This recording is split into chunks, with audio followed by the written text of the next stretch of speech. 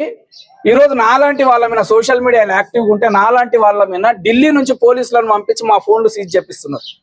అవును, అంటే ప్రశ్నించొద్దా వీళ్ళని ఎవరు? నా ఫోన్ హైదరాబాద్ లో నేను ఎక్కడనో తిరుగుతుంటే హైదరాబాద్ లో వెంబడించి పట్టుకొని నా ఫోన్ సీజ్ చేసిర్రు ఢిల్లీకి వెళ్ళి వచ్చి పోలీసులు. అవును, అంటే అంత దిగజారుడు రాజకీయాలు చేస్తారా ఎవడన్నా? అమిత్ షా ఒక హోం మంత్రి నన్ను వెంబడించి నా ఫోన్ పట్టుకో నన్ను హైదరాబాద్ లో ట్రేస్ చేసి మరి ఫోన్ అంటే ఎంత దారుణమైనటువంటి రాజకీయాలు చేస్తున్నారు. ఒకసారి వీళ్ళని ఎవరు ప్రశ్నించొద్దు, వీళ్ళకి ఎవరు యాంటీగా పోస్టులు పెట్టొద్దు. అసలు వీళ్ళని ప్రశ్నిస్తే కేసులు చేస్తారు అంతే.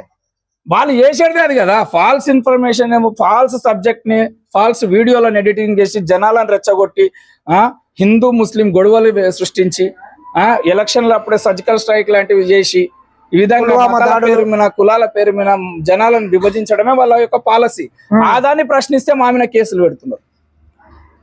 భయంలో ఉన్నారు. మీరు ఒకటి ఆలోచన చేసుకోండి. ఈ దేశంలో 2 విడతల ఎన్నికలు జరిగితే సుమారుగా ఈ దేశంలో 200 స్థానాలకు ఎన్నికలు జరిగితే 100కి పైగా స్థానాలు ఇండియా కూటమి గెలుస్తుందని చెప్పి సర్వేలు కానీ ఇంటెలిజెన్స్ వాళ్ళు కానీ సెంట్రల్ మీడియా కానీ మోడీ గారికి రిపోర్ట్ ఇవ్వడం వల్ల భయంలోనికి వచ్చి మతాల మధ్య కులాల మధ్య జనాలను విభజించి చిచ్చులు పెట్టి పబ్బం గడుపుకోవాలని చూస్తున్నారు. ఖచ్చితంగా ఈసారి వాళ్ళు విడిచిపెట్టే ప్రసక్తే లేదు. ఈసారి ముక్త్ బీజేపీ ఈ దేశంలో. Thank you. రైట్.